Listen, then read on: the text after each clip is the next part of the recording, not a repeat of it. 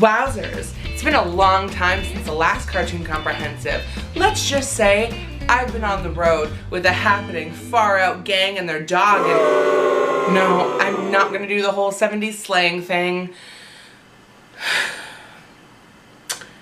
Today on Cartoon Comprehensive, we cover Scooby-Doo. Ah yes, who doesn't remember Scooby-Doo fondly? Most of us have some fond memories of Scooby-Doo, and those who dislike it can't ignore what a pop culture force it's been over the years. It's had about 100 cartoon series, 100,000 movies, a billion games. But today, we're going to focus on the many iterations of Scooby-Doo, mainly from the cartoon series, of which there have been somewhere between 13 and 178. So strap right in, because it's going to be one groovy ride. I'm sorry.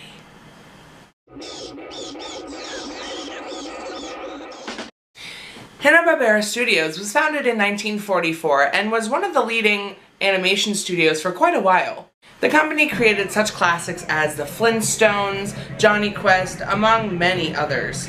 Unfortunately, in 2001, the company was kind of consumed by Warner Brothers following the death of William Hanna. But still, think about it. In its day, Hanna-Barbera was making so many innovative and creative cartoon series, and Scooby-Doo is no exception. Created as a non-violent Saturday morning viewing option, Scooby-Doo Where Are You began airing in 1969. It had a pretty unique premise by 70s standards. What is the premise? Well, a group of groovy teenagers drive around in the Mystery Machine with their talking dog. They often find themselves in odd situations where they must solve a mystery. Wait, I hear you asking, like, who stole the watch? No. More like, who's behind this monster haunting this swamp or this weird robot taking over this amusement park? Yes, every episode gave us a new monster who was Old Man Jenkins! Let's pull him out, Shag, and we'll see who he really is. All together, pull! It's Professor Wayne! Yeah, the villain was never actually a monster, just a guy in a mask. As a base concept, the series worked amazingly. It was funny and kind of scary for kids, which made it fun. There may have been a scare craze for kids in the 90s with Goosebumps and Are You Afraid of the Dark, but this was the 70s and creepy monsters was a bit of a gamble, and it clearly paid off. Now the thing is, anyone who's seen this show will know that it's kind of a lot formulaic. Each episode happens the exact same way, where the gang is going to a place and their car breaks down, or the place that they go to is haunted and they're stuck there, or they volunteer sometimes to solve the mystery of X monster haunting Y place for Z reasons. Something happens and the gang gets split up, sometimes because of a trapdoor, sometimes because Fred is an idiot.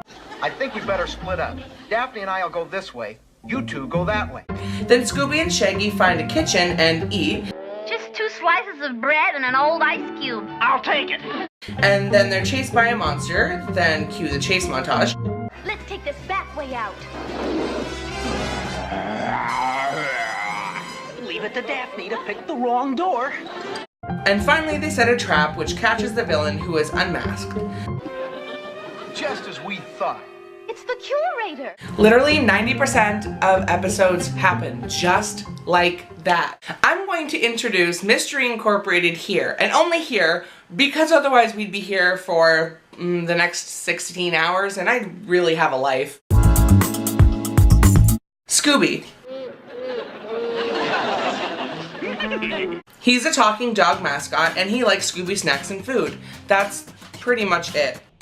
Shaggy. This pizza is like driving me wild. He's the stoner. Let's be honest, he loves to eat. He's the owner of Scooby. Neither he nor Scooby really ever contribute to the gang beyond accidentally helping to catch the monster by having it chase them. Oh, and they're both literally afraid of everything. Velma. Let's examine the clues.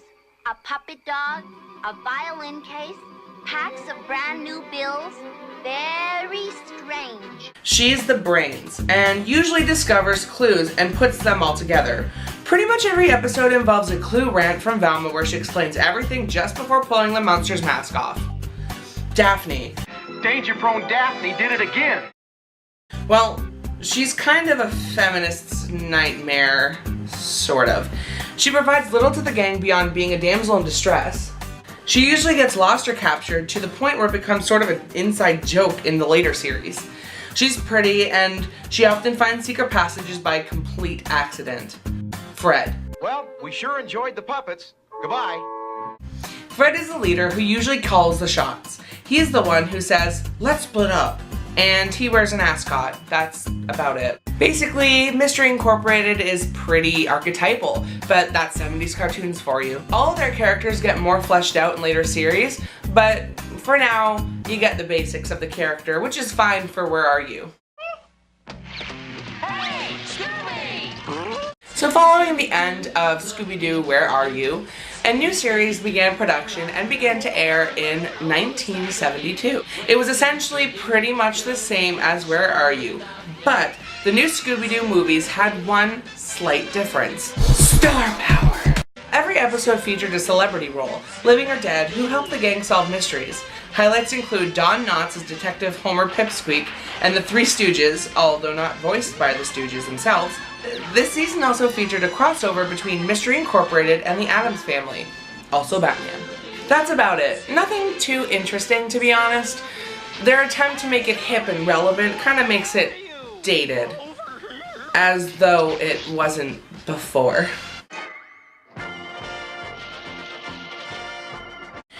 The Scooby-Doo show was a bit of a mess in its creation. 16 episodes were originally made for the Scooby-Doo Dynamite Hour, and 8 episodes were made for Scooby's All-Star Laugh Olympics, then 9 were produced under Where Are You as a title, and 7 under Scooby's All-Stars.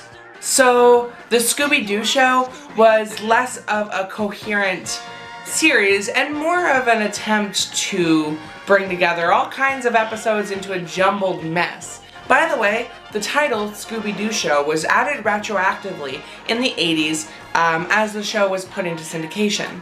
And I mean, let's be honest, who has time to review the Scooby-Doo Dynamite Laugh-A-Lot Olympics lot All-Stars? I don't.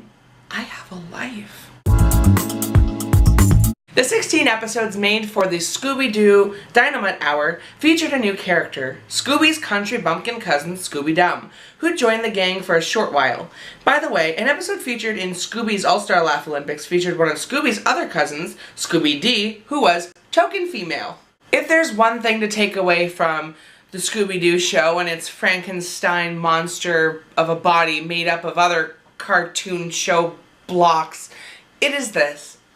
By the late 70s, Scooby-Doo had become a pop culture icon and one of the faces of Saturday morning cartoons. Scooby-Doo and Scrappy-Doo introduced a character who many hate, myself included. Scooby's nephew, Scrappy-Doo. See, Scrappy was created for the series as a way to refresh the tired formula which had become boring to some viewers.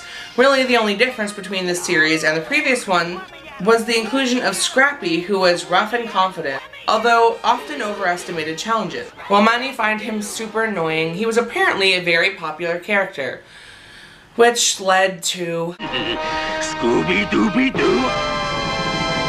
This was the first time a Scooby-Doo series had been made without the inclusion of Fred, Daphne, or Velma.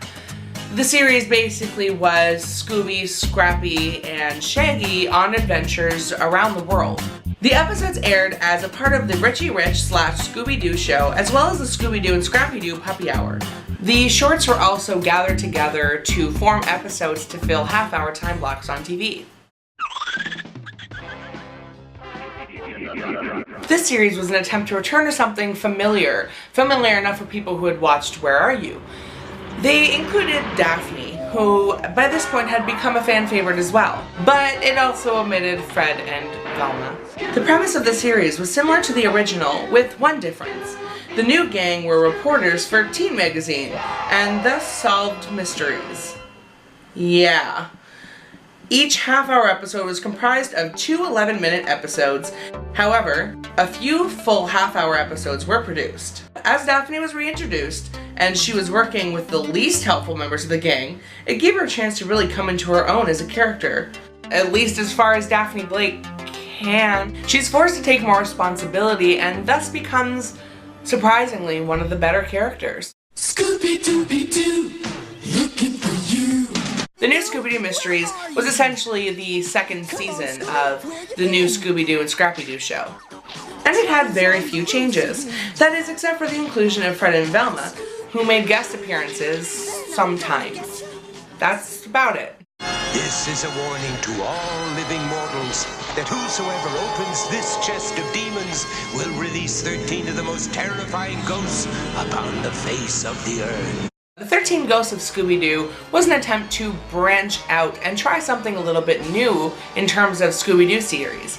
And apart from maybe a couple episodes of Scrappy-Doo, really, this is the first time we got something that felt really original and wanted to do something different than what we'd already seen. This season featured a somewhat original plot. 13 ghosts are set free, and the Scooby Gang has to work together to return them to a chest. They are joined by Flim Flam, a street-smart orphan, and Vincent Van Ghoul, a warlock. What follows is a worldwide trip to recapture the ghosts who want to wreak havoc upon the world. This series is also interesting in that, for the first time, the monsters are all real. They're not men in masks or, people, Old Man Jenkins in a mask. It's actually, real ghosts. And that's just generally interesting. It's very fun to watch, and if you find the original Scooby-Doo premise too safe and samey to enjoy, give this series a try. It might change your mind. Since its premiere in 1985, it's become a Halloween staple and honestly is one of my favorite Scooby-Doo series, as well as my favorite cartoon series to watch around the holiday time. So here's where we're going to end for today. We've covered quite a few of the Scooby series already, and we only have 5 more to go, but I feel like I have a lot more to say about the next 5. So, until next time, wear your seatbelt, run from the ghosts, and remember, Velma's always right.